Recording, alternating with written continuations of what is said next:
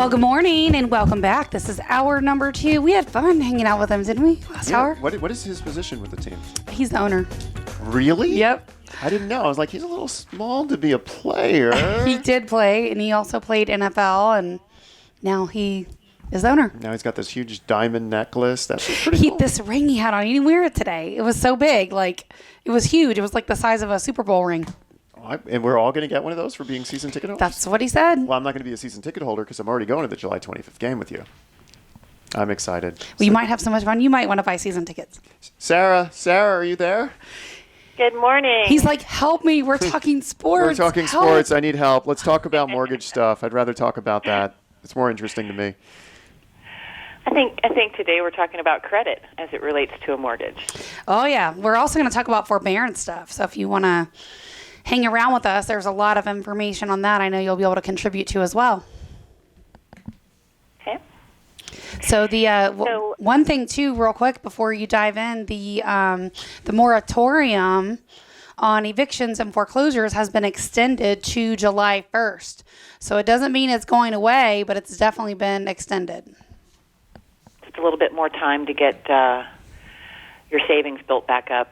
I knew a whole bunch of landlords that were getting ready to kick people out too. They're going to have to wait till July 1st because it's been extended. So I don't think they're going to extend it again past July 1st. I don't. I think that's it. Yeah. So I think one of the topics for today is going to be credit scoring, tips to get your credit score up in terms of qualifying for a home loan or to get your credit score up in general. Let's talk about why that matters, first of all, before you even dive into that, because some of the pricing that you've been giving us for our customers is crazy. Like, just the difference in the score is insane. The amount of interest you pay versus not. Right. Right now in the current market, for example, FHA still states that they will go down as low as a 580 credit score. However, the pricing for that is unrealistic. So credit score really matters. Let's talk about what that means. Like, if you can find a lender to even pick it up because they have overlays. Is there any lender you know that's even writing a 580? Like, realistically? Not today. Not in today's market. Most lenders have put an overlay. Some are flexible, going down to 620. Others are 660 and 680, just to get into a first-time home buyer government mortgage. So what about like 600, 620? Are any of those making the cut? Not able to do it right now. I'm not personally able to do it right now, and most of my competitors are telling me the same thing. So what's the magic number you need to even get a mortgage right now? Really, the magic number to get decent interest rates. Well, I mean, even if you have to pay points, because I do want to talk about that difference. That's why I'm asking. Let's say you don't care what the rate is, you just need to get a mortgage right now, and you're going to work on credit later, which can happen, right? We see that. Mm-hmm. Yep. I mean, our magic number to have a smooth process for approval and to get the better pricing, for example, in a government loan, is going to be a 660 credit score. We are able to push, for example, with somewhat decent pricing, a 640 credit score through. Below that, it's extremely challenging right now in terms of interest rate. Can you pull one maybe that you priced out recently? And talk about the differences in the score and how that rate changes, because it's really significant right now. So I'm working with a client right now that's applied for USDA financing, which is a government loan. It is a zero-down loan, has no mortgage insurance in the payment. When we started, and these are prior clients, when we started working with the client on this new transaction, the qualifying borrower's score was in the high 500s.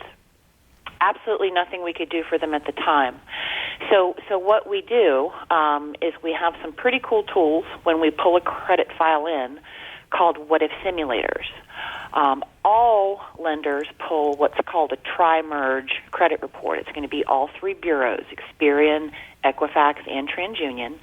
And the interest rate and the approval and the entire process is based upon the middle of those three scores. So in this particular scenario, we were working with a middle credit score that was under 600 and weren't able to help the client move forward with financing at that time. But we did dive into the simulators to see what it would take to move that credit score up. We've been dealing with that back and forth for probably the last 90 days. The simulators are pretty cool because it's not a guessing game. It will allow us to hypothetically play with their accounts, change balances, delete accounts, add new credit, to show us what the best possible result for immediate score improvement is. And so we were successful with this client actually yesterday. We got the results of that. Moved the credit score over 660. And I can tell you, what they had to do to make that happen in this particular scenario. And they, again, were now able to qualify for USDA financing. And when we priced that loan for them yesterday, the interest rate was 2.875, fixed for 30 years, which is phenomenal. What was their rate? What was their score, though, their new score? It was over 600. Mid score was 666, actually. And then, some of these are like, I know. Well, I've been talking to your loan partner, Mike. It's like in the 4s sometimes, and then just by getting that score up, it goes into the 2s. Right. It makes all the difference in the world. Not every client can do that. We are pretty aggressive on our end. In this particular scenario, she had to negotiate the settlement and deletion of 2 collections directly with the creditor and pay 2 other little small credit cards down. These aren't just improvements for our file in terms of qualifying her for a mortgage. When a person does that to help themselves, we do what's called a rapid rescore, and those are permanent corrections to the credit bureau until something else is entered or changes that anyone could see if they pulled their credit. So it's a good thing overall. For other clients that are thousands and thousands and thousands in debt with collection, we have some pretty awesome services that are super reasonable, and they will jump in and start negotiating that credit and petitioning for deletions and things on their behalf. Yeah. I think the mortgage tip of the week talking about the credit is pretty spot on, because really that's the biggest thing right now. It is the biggest thing right now, and like I said, we're pretty aggressive on our end. If a client's willing to help themselves, we're willing to hang in there, run those simulators, and guide them through the process so that they get where they want to be. For folks that look at their credit and say, "Oh, I have a medical collection, I better go take care of that," that's going to improve my score. That's not always the case. Sometimes a small medical bill that's just sitting on the credit with an open balance can be ignored, and it's not even impacting the score anymore. And for a consumer to think that, paying that to 0 is the best possible disposition, it's not always true. Well, we see that a lot. And while you are zeroing out that account, at the end of the day, you're still refreshing a bad debt. And a lot of times that can actually cost points.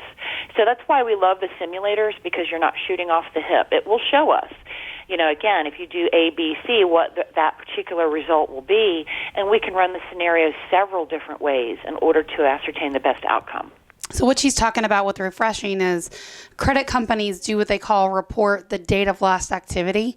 So that means if you just had a late payment, or they just reported to the credit bureau the balance or whatever the last activity was, it will show the date of last month. And so if you've got that collection on there that's 1 or 2 or 3 or older years old, and you think, I'm just going to clean up my credit and go pay off the collection, this little $300 medical collection I had, we see that a lot. And it's not even impacting the score anymore. Like you said, now you've paid it off. So now it's just showing as a paid collection. It's not removed. So you've moved that data last activity up, and that can impact the score, sometimes even as much as 50 points, right? It's huge. Absolutely. Yeah. So we like to, like I said, we like to run those reports ahead of time so that we can show the best course of action. Yeah, so definitely it's all in the setup, and there's been so many times that there's even things on people's credit they're not aware of. So you can never start this process too early if you're thinking about selling and buying a different home or just buying your first home. It's never too early to start. Right? I agree. Absolutely correct. At least pricing has gotten amazing. You do have to have, decent credit and a job to get a loan, but that would be common sense, one would think. So rates are phenomenal right now. We're doing a lot of refinance transactions right now, and it's a pretty strong market in terms of purchasing homes as well. Yeah, anybody over 4%, definitely consider a refinance. You can call or text our off-air number. We'll get you connected with Sarah. and she can get you an idea what the rate would be on a refinance for your home. 813 Absolutely. 377 2775. Again, call or text us at 813 377 2775, and she can give you an idea how much money you might save. 813 377 2775. Thanks so much, Sarah, for joining us. Oh, thank you. I hope you all have a great weekend. Yes, we'll be back in just a moment about forbearance. Stick around.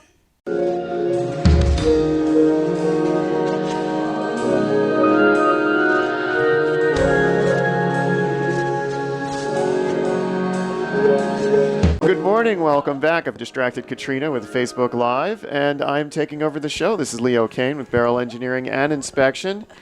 I'm here to talk about forbearance and credit, and we lost Sarah, so I'll have to just wing it for the next couple of hours. So let's start with, this show is about forbearance, and if you're like me, you don't know what the word means. So what is forbearance? So forbearance is when you make an arrangement with your mortgage company to basically delay the payment. So in more of a formal term, it's a temporary postponement of mortgage payments.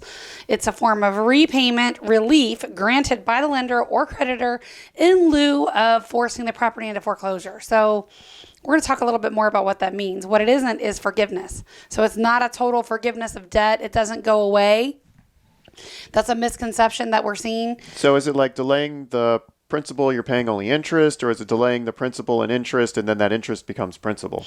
So there's 4 different ways that we're seeing, and I had to do some research on this show on what's out there right now that the banks are offering so that we could bring you some factual information, right? Because until they start rolling out the paperwork, we don't know. But basically, I can tell you there's 4 different types. The biggest challenge with the forbearance is you have to know what the terms of the repayment are going to be. That's the number one thing. So if that's not crystal clear outlined in that agreement, don't sign it. You make sure you have an attorney or someone that knows what they're doing, have a look at it. A couple of these outcomes are really awful for homeowners. I mean, they're just terrible because of the way it's written. So the 4 ways they're doing it. They get to keep their home. I mean, how bad can it be? Well, I'm going to tell you. So the best possible situation is where the bank says, no problem, don't worry about it. We're going to give you a forbearance for 3 months or 4 months or whatever. And they just take those 3 or 4 months, they tack them on the end, and they just say, okay, instead of maturing in, July of 2041, it's going to be extended 3 more months, right? So that's the best case scenario. That's easy. They just took the payments off and they moved them to the end. That's my kind. Easy math. Yeah. So, and it's easy for the homeowner. It's easy to understand. The challenge is most of the banks are not doing those. Of course. Right. Why would the bank do something that's in favor of them? The other one is, yes, and Ann Pellegrino, one of our attorneys, friends of the show, is watching, and she's saying, get those terms in writing. No verbal assurances, 100%. That is very good information.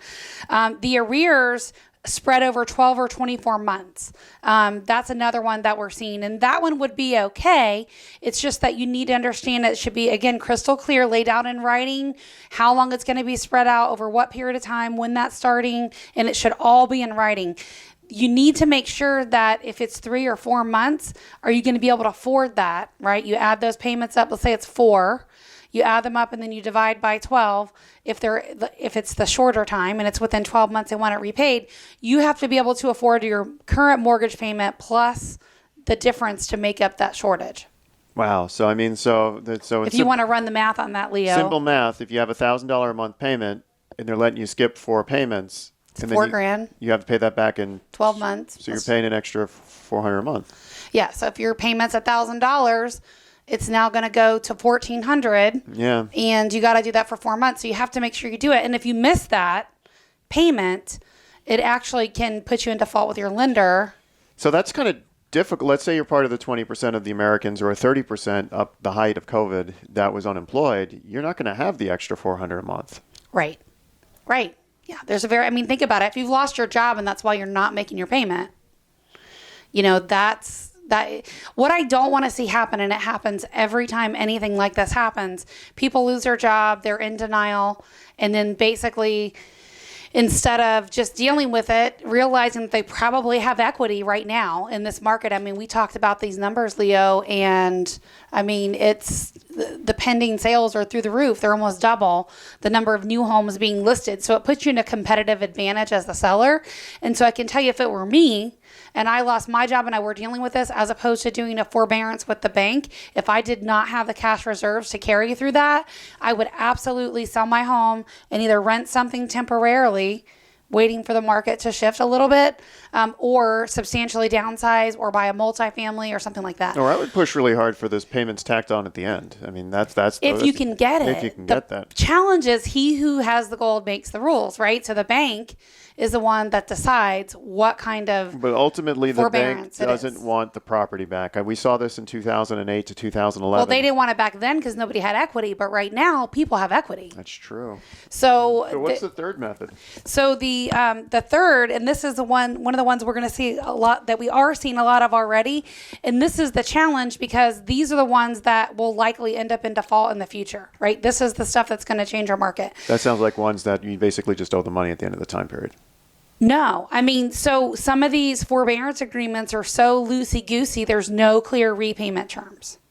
So literally it says, oh, don't worry about making the 4 payments. We'll figure it out later. Oh, I wouldn't sign that. And it's very vague. Like they'll say, we will either, you can catch up to it later, which is like an on demand, right? Like kind of when we say you got to pay that balance.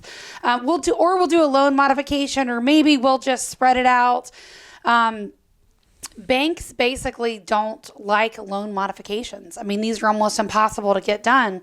I'm sure Ann watching will chime in on this, but to get a loan modification that's favorable for the homeowner especially is, I hate to say 0% chance, but it's very slim. But if slim. I lost my job, I have equity. If I have a home equity line of credit, can I tap into that to make the payment? So that's an excellent point, and I'm so glad that you mentioned it. If you've got an open line of credit, yes, that will definitely get you through the lull. That's a Band-Aid. Just understand that's a Band-Aid. What if I have what if I don't have a home equity line of credit, but I'm sitting on a lot of equity? Can I get a home equity line of credit? If you have a job, you can get a line of credit. And if you have equity, if you don't have a job, you're not getting a mortgage, right? True. So even if you sell your home, you're going to be renting temporarily with the cash you have until you get reemployed, right? Because no lender is going to lend you money until you have a job. But these loosey-goosey terms, like whatever, we'll just figure out later, or maybe do a modification or whatever, don't sign that. If it's not crystal clear, do not sign it. It's a danger zone. And so one of the things I expect that we will see in the future, and we've already seen a little bit of a shift in this, we work a lot with Synovus Bank, and they were doing home equity line of credits to 90%. Loan to value. Wow. So, for example, on a $100,000 home, if you had a $50,000 mortgage and it appraised for $100,000, they would give you $40,000 in a home equity line. Okay, That's really fast math. well, I mean, it's simple math, right? At 100, but anyway, if now what we've seen is they pulled the equity lines back already to 80%. So now instead of 40,000, they're only going to give you 20,000. Actually, would it be 90% of the 50 or 90% of the 100? Well, if you have a first mortgage at 50. Yeah. It's only the difference. It's a second. It's a home equity line of credit behind it. Yeah, because 90% of 50 is 45, 80% of 50 is 40. No, of the value. Okay. Yeah, the value. So if the value is 100 and you got a $50,000 mortgage, now they're back to 80. So it's the difference. It's Okay, what, 30? gotcha. Yeah. 30,000 is what they would give you, not 40. Sorry, I think I said 20. Anyway, that's the difference. And so they pulled it back in terms of loan to value. But what we saw in 2008 is them actually freezing or suspending home equity lines or pulling them back, like closing them. And so people thought I'll just lean on my line of credit if I need it. What they can't do is call it due if you've already used it. So if you've pulled the cash and you're just sitting on it, they can't call it due unless you're in default. But they can definitely say, we're pulling your line of credit, we're pulling it back, you can't use it, we don't want to do it, whatever that is. But that's a big thing. So, I mean, if you've got a line of credit and you've got access to it, that's an option for sure. Short term until you're reemployed. And I think it's a good option, right? And the takeaway from this would be, if you don't have ample cash or savings to fix that the next time something in the economy goes this direction. Wow. So, I mean, in the grand scheme of things, though, we still have banks that don't want properties. So they're going to work with homeowners to the point where they're not going to actually get properties, and they're going to try and keep the properties with the homeowners. And my point is, if they're doing that, then great. Keep it super simple and just tack it onto the end, right? Like, Yeah, but they're still there to make money. they are.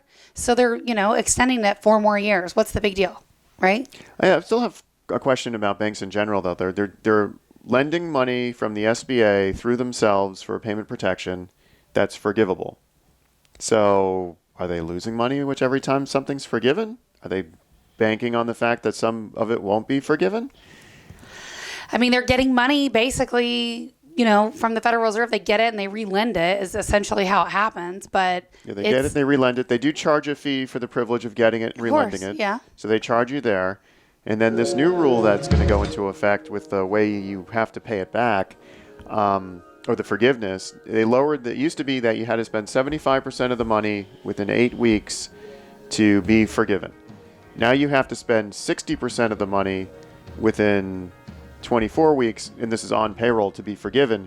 But now if you miss the percentage, the whole thing is not forgiven. Yeah, it's a danger zone. It's a danger. Well, I mean, if your company like ours that was growing, we've already spent 90% of it, so we're safe on payroll. Yeah, as long as you got somebody like your CFO to track those numbers and make sure they're very precise so that you don't, and it's all in writing. Yeah. I think the challenge is a lot of people might sign agreements they're not totally familiar with, right? Or there's some loose language in there, if you will. Well, kind of like option number 3 here, Yeah. forbearance. Exactly. So we'll talk about what I think this is going to look like if those payments just sit and you got to repay it. Stick around. We'll be back in a minute.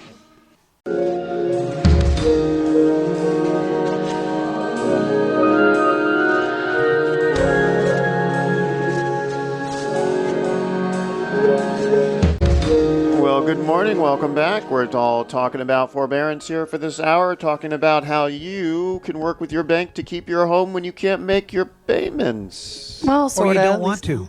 Yeah. Or you don't want to make your payments because you spent your stimulus check on video games. And no, that was not me. That was Pat. Hey, I got the question about this, though. Does it affect your credit at all if you do something like this? That's a good question. That's a great question. Yeah, and it's one of those things, again, there's no clear answer. They're not supposed to be reporting that. But I can tell you from the past, we have seen where, in fact, they have reported it late, even though they said they were not going to. So, again, it could be one of those things. And, I mean, that's the thing. The banks never lose. They win. They win. So, I don't want people to get in a position where it's 3 or 4 months worth of payments. And now the bank says, oh, we want all of our payments, or, we're going to start the foreclosure process. And a lot of people right now have lots of equity. They really do, especially here, but just not the savings that they're supposed to be having. So, preserve your credit. Don't tack on, I have one right now that it's actually somebody I know well, and it's the hardest thing ever to ask for help when you're in this position.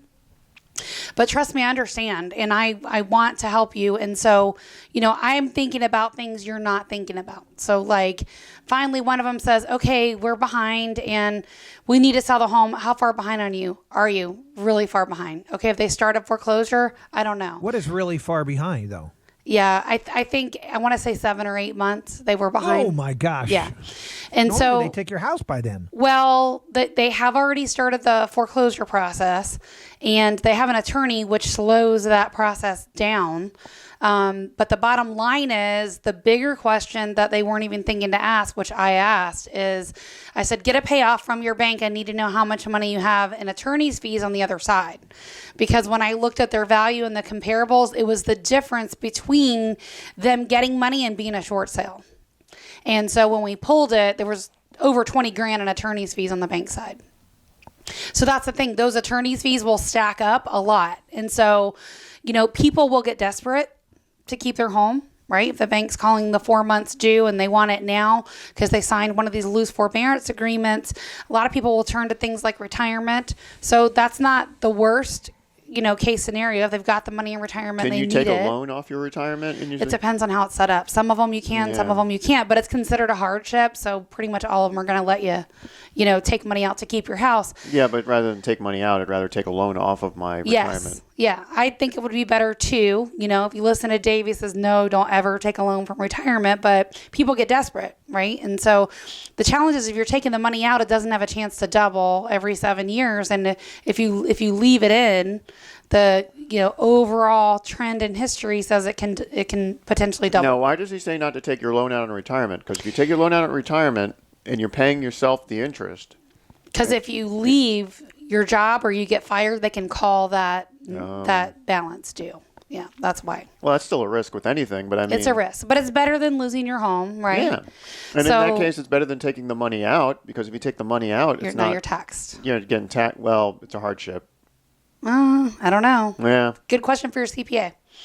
So that's the thing. Like if before you get in that position, just think about it, because you want to try to preserve your credit. That's going to be important in determining what you get next.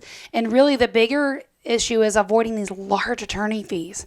I mean, they stockpile these up, and once that foreclosure train starts on the bank side, it's a really hard train to stop. We can slow it down with attorneys, but inevitably it's going to crash.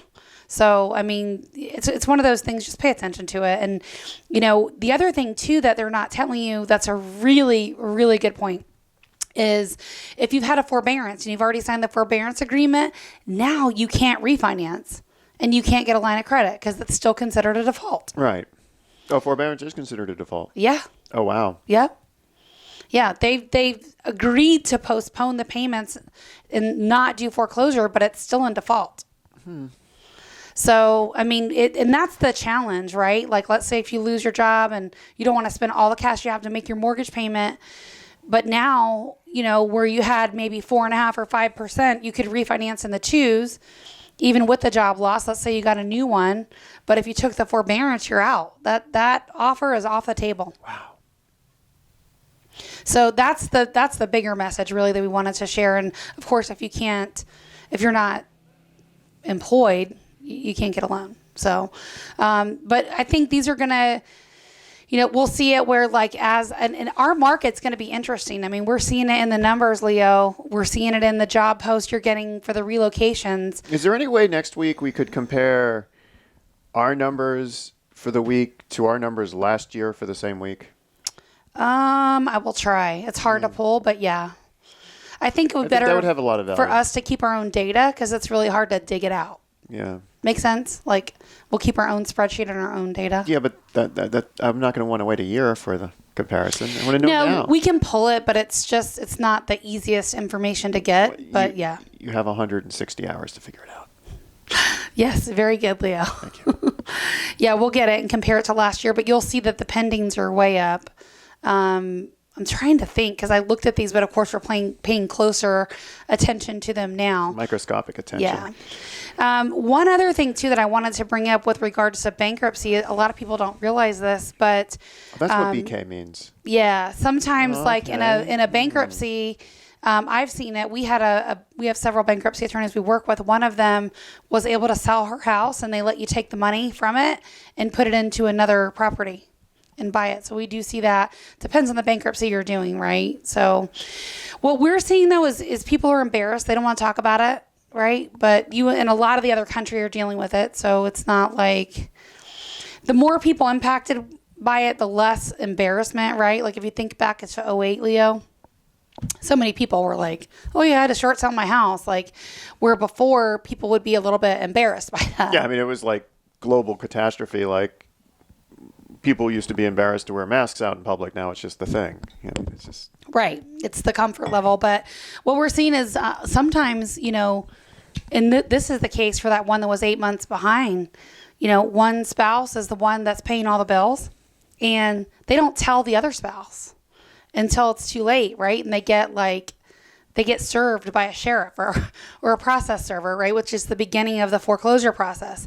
And so that's the thing, like that's just asking for marital problems if you ask me, but don't get to that point to where you need help. So definitely reach out. We're happy to help. I understand how a lot of this paperwork works. I can read it to you and show you some things. You can cross-check it with attorneys. Definitely. The other thing too I want to chat about is what happens when it actually forecloses.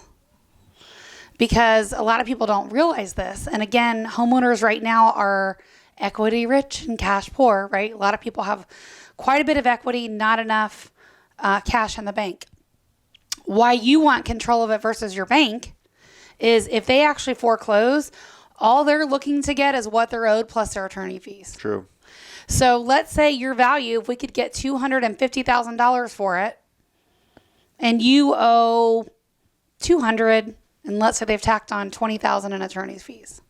Now they're going to sell it for right around that 220 mark, or whatever they can get to get their money back as soon as possible. Well, not necessarily, because if let's say it goes to auction, let's say we run the whole foreclosure process, we go to auction, they are owed the what'd you say? 200. 200. They get their 200, but the house flippers are going to buy it for like 230, 240. Maybe.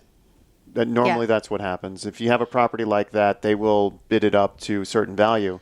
So anything above that 200 and below that 230 or 240, you keep. So That's in a right. foreclosure, you can, if it goes the distance and you have equity, you can actually get it, the money. You can actually make some money.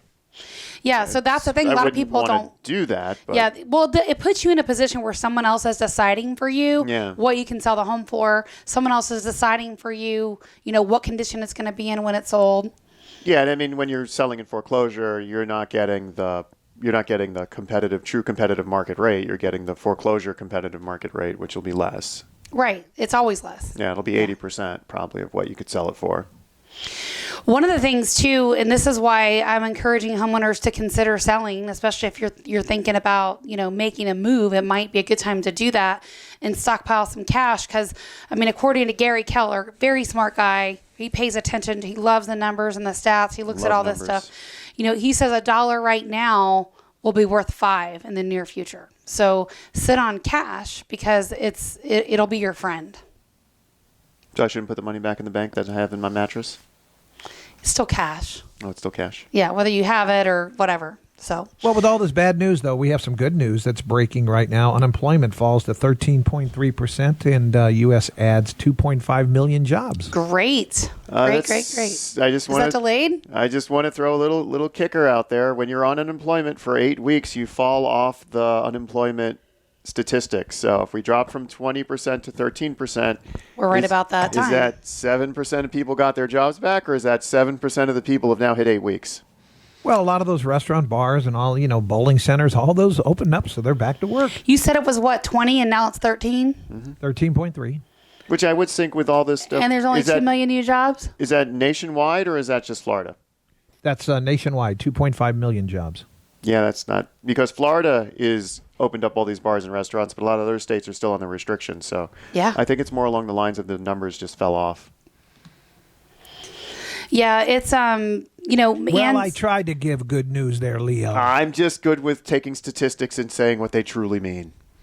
It's better, right, than what it was, but very valid point, Leo. It could have been someone just falling out of the count cycle. But but I do like the fact that you do have to look at microeconomies, and you do have to look at the microeconomy that is Florida, because we operate as 50 small separate countries. Yes. With a dictator ruler of the. Not saying that Trump or Obama or whoever is the dictator ruler, but we operate as 50 separate countries with a protectorate or something above that. I don't know. We'd go back to medieval fiefdoms. But our small country of Florida has done really well. And our small country of Florida is on recovery. And our small country of Florida is in growth. And then you go all the way down to a micro level on the cities. Of Tampa. And I still think Tampa is poised excellent because Jane Castor is leading us. Then we got St. Pete. This is going great with Going Green. But the key for us is Miami, Broward, and Palm Beach are still completely shut down, and we're in phase 2 of recovery. And it's just not the same vibe, right, in those cities, and it's not as affordable in terms of housing and home ownership. All the more reasons to be in the microcosm of the country of Florida and the state of Tampa. And unfortunately, everybody's headed this way. Traffic and weather. We're seeing a lot. The relocation people we get are... Even Cristobal's coming. Yes, off the chain. We'll talk about Cristobal as well. Cristobal. Albert, Say it correctly. Cristobal. Cristobal. Yes, thank you. All right. Our off-air number, if you've got questions for us, you want some help, you need some direction, you want a great attorney that I would use personally to review this stuff, I can get you connected. 813-377-2775. Again, I would never refer you to anybody I would not use myself. 813-377-2775. One more time, Leo. 813-377-2775. Am I repeating that because you went to break a little bit early? No, we're right on time. We'll be back in a right minute.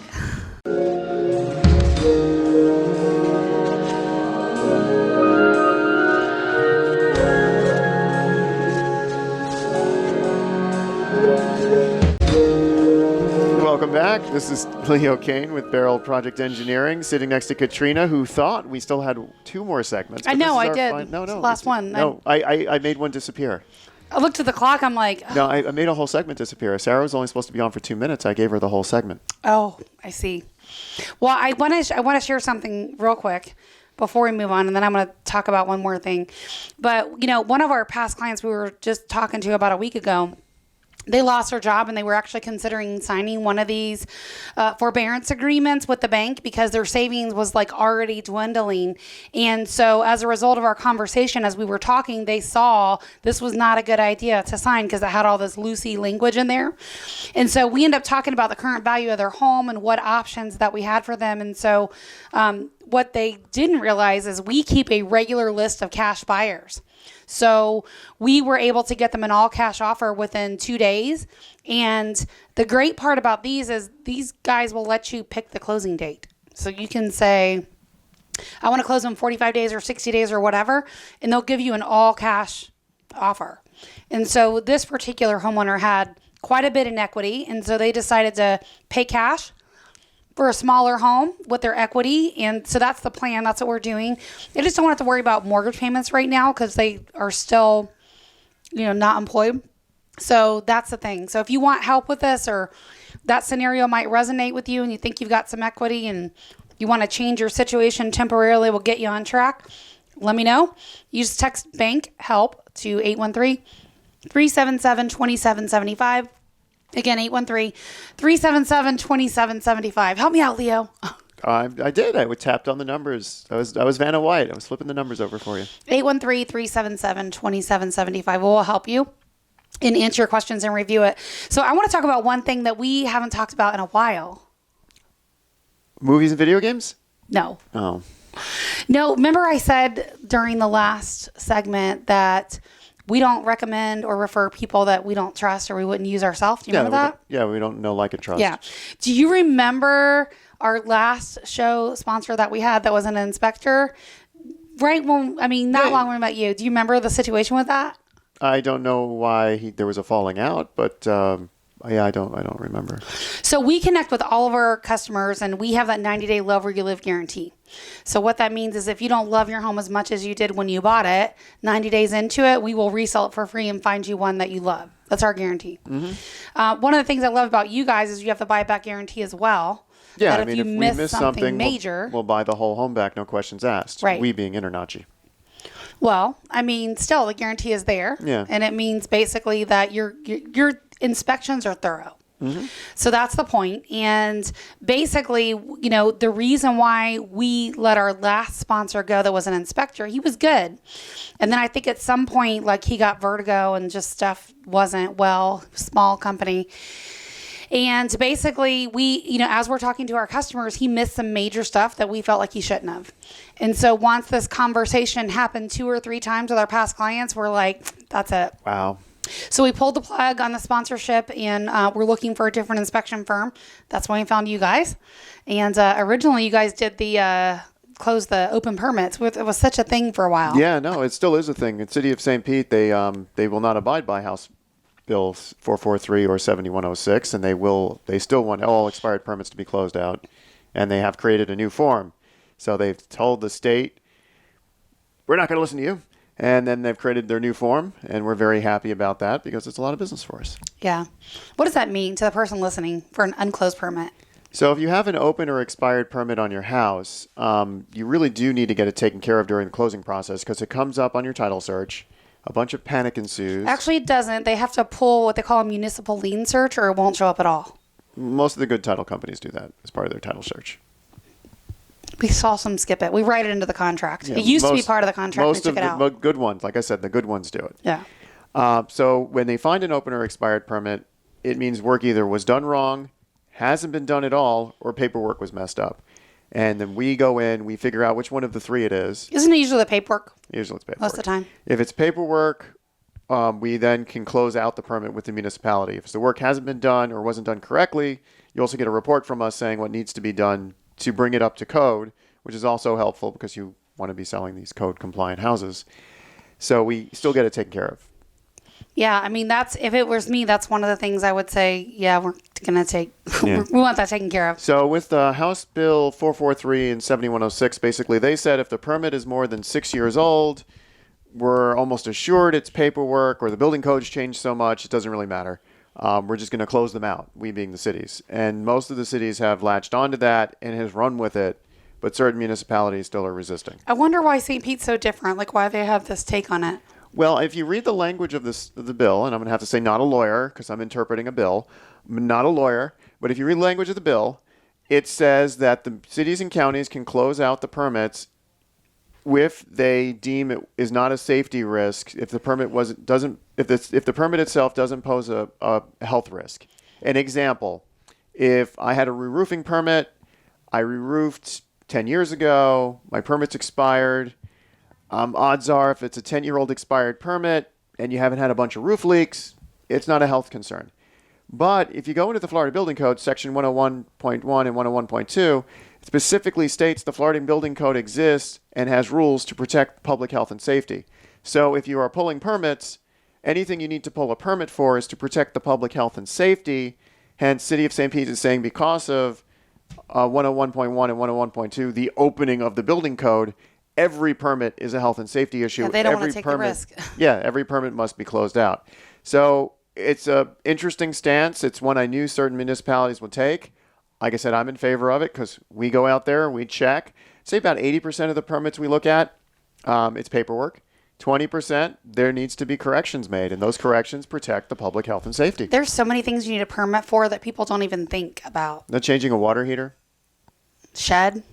adding a she shed in the backyard that's over 10 by 10. Yeah, there's a lot of different things you need permits for. There's some obvious things you need permits for, re-roofing, One would changing think your that, siding, yeah. adding a sprinkler system. Windows. Windows, changing out windows or doors. But even the sprinkler system and windows and doors and fences, those get tricky. Because in City of Tampa, you have to pull a permit for a sprinkler system. Hillsborough County, you don't. Or the other way around. I can't remember which is which. Best way just to ask the municipality. You know, they're always going to tell you to pull a permit. And then windows and doors, you only have to pull a permit if it's more than 25%. Then you have to do all of them. If it's under 25%, you can pull a permit. But if you change your front door, you need to pull a permit. But if you change your front door over the weekend because it's just a Home Depot special, who's going to pull a permit just to change the front door? Exactly. It gets really tricky. I probably confused myself and all the listeners as we roll out. Remember to like, smash, subscribe, the Facebooks, the YouTubes, the Twitters, the websites. I can't follow that. Live where you live or I'll fix it. No, we got more time. We're not ending early. 813-377-2775. No, insist. Find us on the Facebooks. Find us on the YouTubes. Make sure you like and subscribe. You can watch these shows. We have a brand new introduction we rolled out last week. Let us know what you think of Have a a brand good new weekend. introduction. Bye, Leo. Bye, you guys. Thanks for listening.